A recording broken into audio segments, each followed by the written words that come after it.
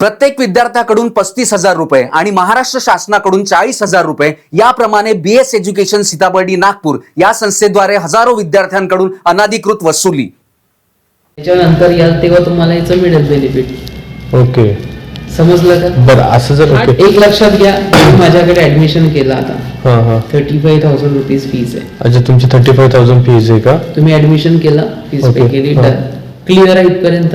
हो आता बाटीचा फॉर्म आला नंतर 1-2 महिन्यानंतर। ओके, म्हणजे आम्ही आधी 35,000 देऊन ऍडमिशन घ्यायची, त्याच्यानंतर 2-3 महिन्यानंतर बाकीचा फॉर्म घेऊ शकतो। हा, जेव्हा Okay. पण आला तुम्हाला आम्ही सांगतो की हा फॉर्म बेनिफिट घ्यायचं तर तुम्हाला Okay. मिळू शकेल। अच्छा, आणि त्याचे पैसे बाटीकडनं येतील, फीस रिफंड नाही करणार।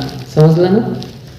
अच्छा, फीज रिफंड नाही करणार, पण त्यातनं सुरुवातीला जर असं मायनस एक लक्षात घ्या, तुम्ही मला ते confuse नका होऊ. हां हां हे गव्हर्नमेंटचं स्कीम आहे Okay. बाटीचं। Here I come. Oh, here I come. BARTI, SARTHI, Mahajyoti, TRTI अंतर्गत प्रशिक्षण घेणाऱ्या विद्यार्थ्यांकडून कोणत्याही प्रकारचे शुल्क घेणे हे बेकायदेशीर। यावेळी जवळपास आपण 600 मुलांना आपण स्कॉलरशिप मिळवलेली आहे। किती? 600 SC कॅटेगरी, ST 450 मुलं आहेत। ST किती आहे? 450 TRTIच्या माध्यमातून, बार्टी SC कॅन्डिडेटला बार्टीच्या माध्यमातून, प्लस OBC जे आहेत आता 20 तारखेपासून यांचं चालू होईल।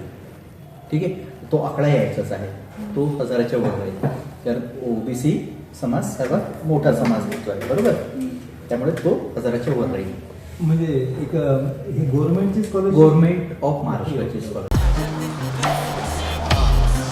संपूर्ण माहितीसाठी आमच्या YouTube चॅनलला व्हिजिट करा। महाराष्ट्र बार्टी बँकिंग स्कॅम व्हिडिओला शेअर करा, चॅनलला सबस्क्राईब करा, बेल आयकॉनला प्रेस करा।